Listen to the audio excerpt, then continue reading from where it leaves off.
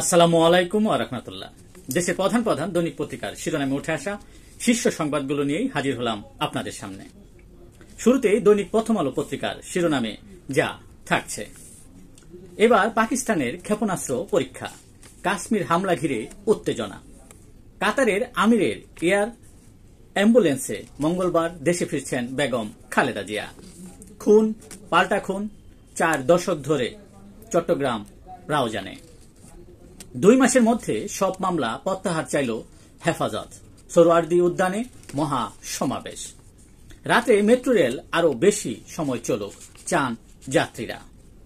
দৈনিক বাংলাদেশ প্রতিদিন তার শিরোনামে স্থান করে নেওয়া খবরগুলোর মধ্যে যা থাকছে, ঢাকায় হেফাজত ইসলামের মহা সমাবেশ, পবিত্র কোরআন বিরোধী প্রতিবেদন বাতিল করুন, আপাতত হাটলাইনে নয় দ্রুত নির্বাচন আদায়ে নরমে গরমে চলবে বিএনপি, এয়ার অ্যাম্বুলেন্সেই মঙ্গলবার ফিরছেন খালেদা জিয়া, সপরিবারে অ্যাকাউন্ট জব্দে ব্যবসায়ীরা কিং কর্তব্য বিমূঢ়, ক্ষেপণাস্ত্রের পাল্টা ক্ষেপণাস্ত্র, পাকিস্তানের পণ্য আমদানি নিষিদ্ধ করল ভারত, জামায়াত আমির ফেব্রুয়ারি কিংবা এপ্রিলে নির্বাচন হওয়া উচিত, ইভিএমে এখনো জটিলতা। দৈনিক ইত্তেফাক পত্রিকার শিরোনামে উঠে আসা শীর্ষ সংবাদগুলোর মধ্যে থাকছে, দাবি না মানলে দেশ অচলের হুঁশিয়ারি হেফাজতের, নারী সংস্কার কমিশন বাতিল সহ হেফাজতের 12 দফা, নারী কমিশন তৈরির জন্য কেউ জীবন দেয় নাই মাহমুদুর রহমান, শেখ হাসিনার ফাঁসি না হওয়া পর্যন্ত আন্দোলন হাসনাত আব্দুল্লাহ, ভর্তুকি নিয়ে চাপ দিলে আইএমএফ এর চুক্তি থেকে বের হয়ে যাব প্রধান উপদেষ্টার বিশেষ সহকারী।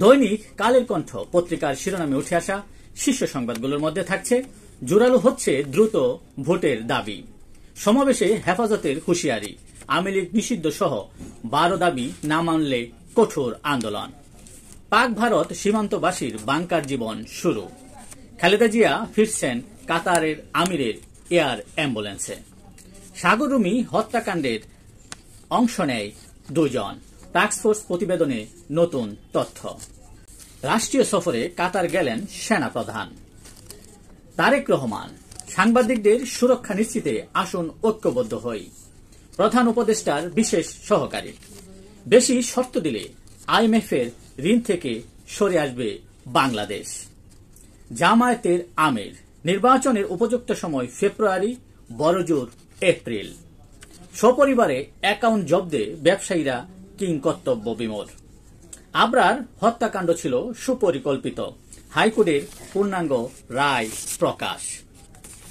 দৈনিক যুগান্তর পত্রিকার শিরোনামে উঠে আসা শীর্ষ সংবাদগুলোর মধ্যে থাকছে, হেফাজত ইসলামের সমাবেশে হুঁশিয়ারি, কুরআন সুন্নাহ বিরোধী সিদ্ধান্তে ছাড় নয়, রাজনৈতিক দলগুলোর মধ্যে মতপার্থক্য, 3 ইস্যু ঘিরেই সংকট, হাইকোর্টের পূর্ণাঙ্গ রায় প্রকাশ, কোন বিবেকবান এভাবে হত্যা করতে পারে না আবরার হত্যাকাণ্ড, পাকিস্তানের ব্যালিস্টিক ক্ষেপণাস্ত্র পরীক্ষা, টাস্কফোর্সের অগ্রগতি প্রতিবেদন, সাগর রুমি হত্যায় অংশ নেন 2 জন।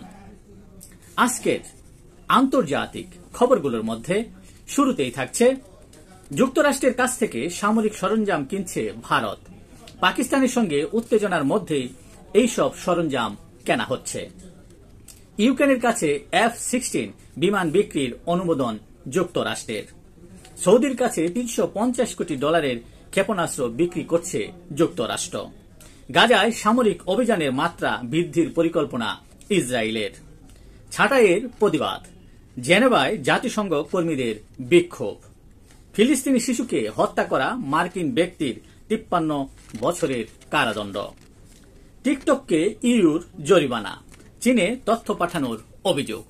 এই ছিল দেশের প্রধান প্রধান দৈনিক পত্রিকার শিরোনামে উঠে আসা শীর্ষ সংবাদ, যা নিয়ে এতক্ষণ আপনাদের মাঝে উপস্থিত ছিলাম। আশা করি আপনাদের ভালোই লেগেছে। সার্বিক খবরের বিবেচনায় যদি আপনাদের কোনো অভিমত, অভিব্যক্তি, সমালোচনা কিংবা কোনো পরামর্শ থেকে থাকে তাহলে অবশ্যই কমেন্টসে জানাবেন। আপনাদের কমেন্টসের প্রত্যাশায় আজকের মতো এখানে বিদায় নিচ্ছি। আবারও দেখা হবে আগামীকাল ঠিক একইভাবে। সে পর্যন্ত অবশ্যই সকলে ভালো থাকবেন, সুস্থ থাকবেন। আসসালামু আলাইকুম ওয়া রাহমাতুল্লাহ।